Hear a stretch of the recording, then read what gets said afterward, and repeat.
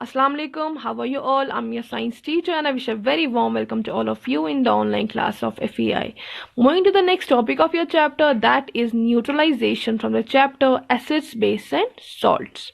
So students, आपको याद होगा मैंने आपको पढ़ाया था इंडिकेटर्स के बारे में. आई होप आपको समझ आ गया होगा. तो आज हम पढ़ने जा रहे हैं न्यूट्रलाइजेशन के बारे में. तो क्या होता है न्यूट्रलाइजेशन? मतलब कैंसिल द इफेक्ट. ये कैंसिल द इफेक्ट क्या है, चलिए देखते हैं. स्टूडेंट, जैसे आपको पता है एसिड और बेस जो है ये आपस में केमिकली डिफरेंट होते हैं. ये केमिकली डिफरेंट होते हैं, है कि नहीं? आपने पढ़ा है, मैंने आपको पढ़ाया ना एसिड एंड बेस. ये क्या होता है? ये आपस में ये केमिकली डिफरेंट होते हैं. ठीक है.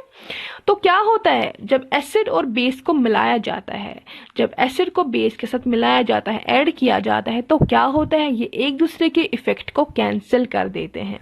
ठीक है ना. जब एसिड और बेस को मिलाया जाता है तो ये एक दूसरे के इफेक्ट को कैंसिल कर देते हैं. ठीक है ना.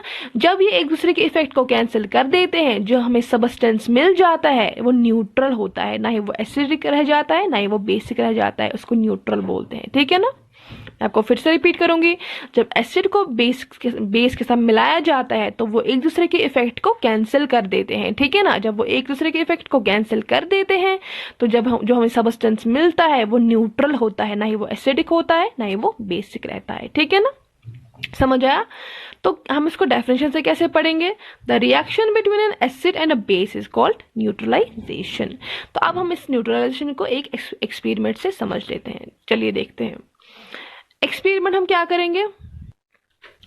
एक्सपेरिमेंट में हम क्या करेंगे? फिनोप्थिलिन जो है इसको एज एन इंडिकेटर इसमें यूज करेंगे. आपको पता ना फिनोप्थिलिन क्या है? ये एक मैन मेड इंडिकेटर, एक सिंथेटिक इंडिकेटर है.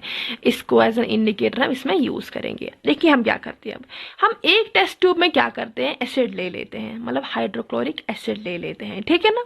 फॉर एग्जाम्पल हमने हाइड्रोक्लोरिक एसिड ले लिया इस टेस्ट ट्यूब में.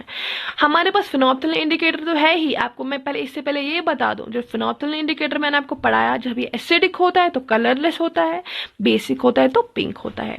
अब हमने क्या कर दिया, जो हाइड्रोक्लोरिक एसिड हमने एक टेस्ट ट्यूब में ले लिया, फिनोप्थिलिन इंडिकेटर तो है ही हमारे पास, इसमें से हमने 3 ड्रॉप्स इस एसिड हाइड्रोक्लोरिक एसिड के टेस्ट ट्यूब में डाल दिए.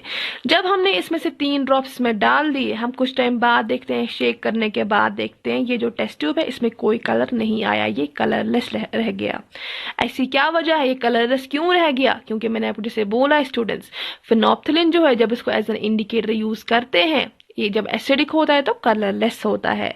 स्टूडेंट्स, ये टेस्ट ट्यूब जो था इसमें एसिडिक सोल्यूशन था. जब हमने इसको फिनोप्थिलिन एज ए इंडिकेटर हमने इसके 3 ड्रॉप्स इसमें डाल दिए, इसलिए शेक करने के बाद इसमें कोई कलर नहीं आ गया, ये कलरलेस ही रह गया. ठीक है. तो स्टूडेंट्स, अब हम क्या करते हैं? अब हम इसी एसिडिक जो इसमें हाइड्रोक्लोरिक एसिड जिस टेस्ट ट्यूब में है, उसी टेस्ट ट्यूब में हम क्या करेंगे? बेस डालते जाएंगे कंटिन्यूसली. बेस हम कौन सा लेंगे?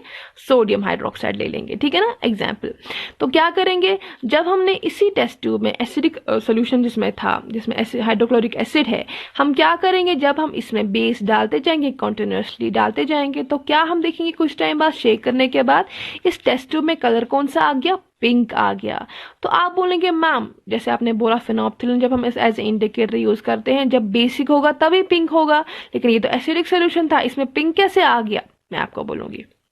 स्टूडेंट्स, जब हम इसमें बेस डालते गए तो क्या हो गया? जो इसमें एसिड प्रेजेंट था, एसिडिक सोल्यूशन प्रेजेंट था, एसिड और बेस की इनकी क्या होगी? इनकी क्वांटिटी जो होगी वो स्टेबल हो गई, मतलब ये बराबर क्वांटिटी में आ गए. ठीक है ना. एसिड और बेस जो है इनकी क्वांटिटी क्या हो गई? बराबर आ गई क्वांटिटी में. ठीक है ना. जब ये बराबर आ गए क्वांटिटी में तो क्या हो गया? इनने एक दूसरे के इफेक्ट को कैंसिल कर दिया. जब स्टूडेंट्स एसिडिक और बेस जो है इनने ये जब बराबर आ गए, इनकी क्वांटिटी जो बराबर आ गई, इनकी क्वांटिटी बराबर हो गई, ये बराबर क्वांटिटी में मिक्स हो गई, तो क्या हो गया? इन्होंने एक दूसरे के इफेक्ट को कैंसिल कर दिया, मतलब इन्होंने एक दूसरे को न्यूट्रलाइज कर दिया. ठीक है ना. जब न्यूट्रलाइज कर दिया तो जो सोल्यूशन बन गया, जो सबस्टेंस मिल गया, वो क्या बन गया? वो न्यूट्रल बन गया, जो कि ना एसिडिक है ना ही बेसिक है. जब ये न्यूट्रल बन गया तो हम जब इसमें बेस और डालते गए तो क्या हो गया? ये सोल्यूशन क्या बन गया? बेसिक बन गया. समझ में आया? जब ये सोल्यूशन बेसिक बन गया तो आपको जैसे पता है फिनोप्थिलिन इंडिकेटर तो इसमें प्रेजेंट है, इसके 3 ड्रॉप्स इसमें प्रेजेंट है, तो क्या हो गया? इसमें हमने कुछ ड्रॉप्स इसमें डाले हुए थे पहले से ही, तो क्या हो गया इसमें, इसलिए पिंक आ गया, क्योंकि फिनोप्थिलिन जो है जब ये बेसिक सोल्यूशन में डाला जाता है तभी पिंक होता है। क्योंकि स्टूडेंट्स जब ये सोल्यूशन न्यूट्रल बन गया था, इसमें हमने और बेस डाला हुआ था, तब ये सोल्यूशन बेसिक बन गया। तो क्या हो गया, फिनोप्थिलिन इंडिकेटर ऑलरेडी प्रेजेंट था इसमें, तो ये जो टेस्ट ट्यूब में जो कलर हो गया वो क्या हो गया, पिंक हो गया।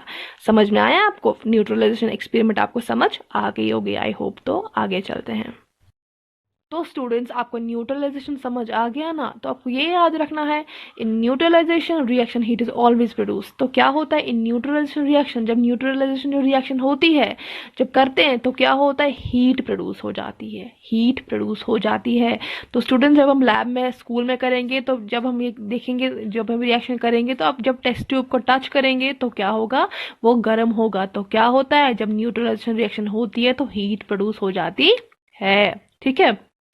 दूसरा क्या है, in neutralisation a new substance is formed is called salt. Students जब न्यूट्रलाइजेशन होती है, मतलब जब एसिड और बेस जो है जब एक दूसरे को इफेक्ट को कैंसिल करते हैं, जो उधर पे सब्सटेंस बन जाता है, जो उधर पे सब्सटेंस फॉर्म हो जाता है, वो होता है सॉल्ट। जिसके बारे में हमें ये जो एसिड्स और बेस तो पढ़ लिया हमने, जो सॉल्ट है ये यही है, जो न्यूट्रलाइजेशन है जब ये हो जाती है तो एक नया सब्सटेंस बन जाता है, तो वो होता है सॉल्ट, और वाटर भी बन जाता है। ठीक है। तो स्टूडेंट्स हम एक रिएक्शन से इसको समझेंगे। एसिड जो कि हमने हाइड्रोक्लोरिक एसिड लिया था, जो मैंने आपको एक्सपेरिमेंट में समझाया। बेस जो कि हमने सोडियम हाइड्रोक्साइड लिया था। ठीक है ना। और ये क्या, इससे क्या बन जाता है, सॉल्ट, मतलब सोडियम क्लोराइड, मतलब ये कॉमन सॉल्ट होता है। ठीक है ना। और वाटर। ठीक है ना। और हीट इवॉल्व होती है, मतलब हीट प्रोड्यूस हो जाती है। Hydrochloric acid plus sodium hydroxide gives sodium chloride plus water. समझ आ गया आपको?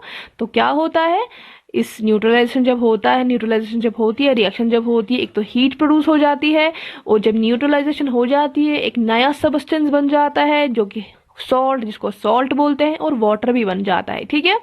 तो जैसे एसिड मतलब हाइड्रोक्लोरिक एसिड, बेस मतलब सोडियम हाइड्रोक्साइड, गिव्स सॉल्ट मतलब सोडियम क्लोराइड, वाटर मतलब H2O। समझ आ गया ना आपको? Hydrochloric acid HCl plus NaOH मतलब सोडियम हाइड्रोक्साइड गिव्स सॉल्ट मतलब सोडियम क्लोराइड जो कि कॉमन सॉल्ट होता है, प्लस वाटर, और हीट तो इवॉल्व होती है। तो आई होप आपको न्यूट्रलाइजेशन समझ आ गया होगा। इस सारे टॉपिक में आपको कोई भी कंफ्यूजन, कोई भी प्रॉब्लम होगा, आप मुझे टेक्स्ट या कॉल कर सकते हैं। अल्लाह हाफिज।